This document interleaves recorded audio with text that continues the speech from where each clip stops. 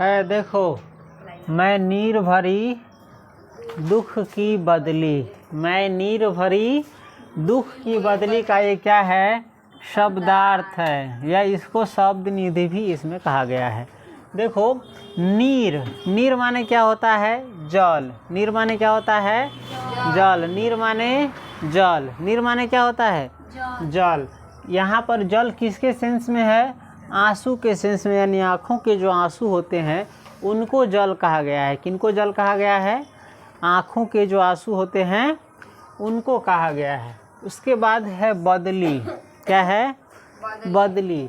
बदली का अर्थ क्या होता है, बादल। बदली का अर्थ क्या होता है, बादल। बदली का अर्थ क्या होता है, बादल। उसके बाद है स्पंदन, क्या है, स्पंदन। स्पंदन का अर्थ होता है कंपन। कंपन जानता है ना, कांपना, जैसे भूकंप होता है तो भूमि कांपता है, कंपन जानता है ना, थरथराना कोई चीज़। उसके बाद है क्रंदन, क्या है, क्रंदन। क्रंदन माने होता है रोना या रुदन। क्रंदन माने क्या होता है, रोना चाहे रुदन। रोना या रुदन दोनों का अर्थ एक ही है। उसके बाद है आहत, क्या है, आहत। आहत का अर्थ क्या होता है, घायल। आहत का अर्थ क्या होता है, घायल। आहत का अर्थ घायल। सबसे ज़्यादा ध्यान से अभी कौन पढ़ रहा है तो हम बता सकते हैं, प पर उसका नाम है। चलो अब प हर्षिकार, दूगो प हर्षिकार है। प हर्षिकार के बाद अनुस्वार है, समझ गया, आप समझ जाओ कौन। आहत माने क्या होता है, घायल। आए गोरा उसके उधर ताका भी है अभी, जस्ट फिर ताका है अभी। अब वो जिस पर ताका है वो भी उस पर ताका है कि नहीं। हम अभी पढ़ा रहे तो कॉपी पर उतार रही है किताब से, आ कहेंगे समझ गया, हाँ उतर के, हाँ सर जी अगाड़ी कितनी खुना उतार ले लिए, हाँ जानबे नहीं करी, मतलब पढ़ा रहे थे तो उतार रहा था तुम लोग, तब तो उतारा है। चलो उसके बाद है आहत, समझिएगा। उसके बाद है निर्झरिणी, क्या है, निर्झरणी। निर्झरणी माने होता है झरना का छोटा रूप, झरना का छोटा रूप। झरना का जो छोटा रूप होता है उसको कहते हैं झरनी। झरनी के झरे वाला झरनी ना, पहाड़ पर से पानी गिरता है नीचे, है ना, उसी को कहा जाता है झरना। आप देखिएगा ये झरना बाथरूम उथरूम में भी लगाया रहता है, समझ गया, ये छेद छेद के तो डिब्बा में आप पानी गिरते एकदम, हाँ देतन का, हाँ ठीक है। वैसे ज़्यादा मज़ा आता है जगह से उझिल बुनका बुनका। अब सब चीज़, प्राकृतिक चीज़ को इंसान कृत्रिम चीज़ बनाना चाहता है। खैर चलो, सबका अलग अलग इम्पोर्टेंस है, टेक्नोलॉजी है।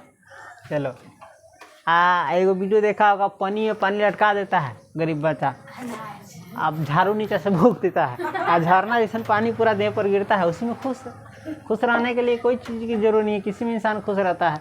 और खुश नहीं रहने वाला हो तो उसको कुछ भी मिल जाए, कुछ भी रहे, वो खुश नहीं रहता है, समझ गया।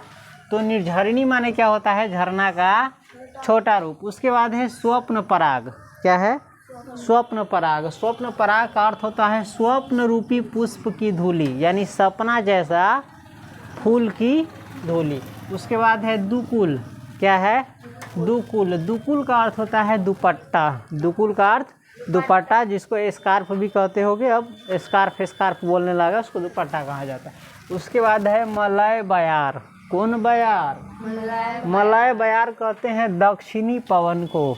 किस पवन को, दक्षिण से जो हवा बहती आती है उसे कहते हैं मलय बयार। जैसे पूर्वैया है ना, पछिया हवा, उसी प्रकार से दक्षिण ओर से जो हवा आता है उसे कहते हैं मलय बयार। उसके बाद है क्षितिज भ्रिकुटी, क्या है, क्षितिज भ्रिकुटी। क्षितिज भ्रिकुटी का अर्थ होता है दिगंत रूपी भौहे, दिगंत रूपी भौहे। उसके बाद है धूमिल, क्या है, धूमिल। धूमिल का अर्थ होता है मलिन। धूमिल का अर्थ क्या होता है, मलिन। धूमिल का अर्थ क्या होता है, मलिन। देखिए जैसे चेहरे पर माटी उटी गर्दा उर्दा पड़ जाता है तो चेहरा क्या हो जाता है, मलिन, यानी मैल लग जाता है, मलिन मैल से बना हुआ है, ठीक है। उसके बाद है अविरल, क्या है, अविरल। लगता है एक व्यक्ति पहले ही उतार लिया है, अविरल बोट पर से उतार लिया है। अविरल का अर्थ होता है निरंतर या लगातार, निरंतर या लगातार, निरंतर या लगातार। उसके बाद है रजकण, क्या है, रजकण। रजकण का अर्थ होता है धूलिकण। रजकण का अर्थ क्या होता है? धूलिकण। रजकण का अर्थ धूलिकण। रज जानते हैं ना, गर्दा जो माटी रहता है बालू, ओकरे कहते हैं रज, और उसके जो कण होते हैं छोटे छोटे उसे कहते हैं रजकण यानी धूलिकण। धूल के कण, जैसे धूल के कण आँख उख में पड़ जाता है, नहीं पड़ जाता है? मूरी उरी में भी पड़ जाता है, नहीं पड़ जाता है? हमको लगता है ये सब नहीं समझा। मूरी में नहीं पड़ता है। अरे मूरी में गर्दा माटी ना पड़ जाइ छै तो उ रजे के ने कण रहे छै, राजा के कण रहे छै। रज आ राजा अलग चीज है, कंफ्यूज हो गया फिर सब। राजा के कण की रज के कण? हाँ 10वां पढ़ेगा रज रज रज। उसके बाद है सुधी। क्या है? सुधी। सुधी का अर्थ क्या होता है? याद या स्मृति। याद या स्मृति। उसके बाद है आगम। क्या है? आगम। आगम का अर्थ होता है आना। आगम का अर्थ होता है आना। आगम का अर्थ क्या होता है? आना। समझ गया?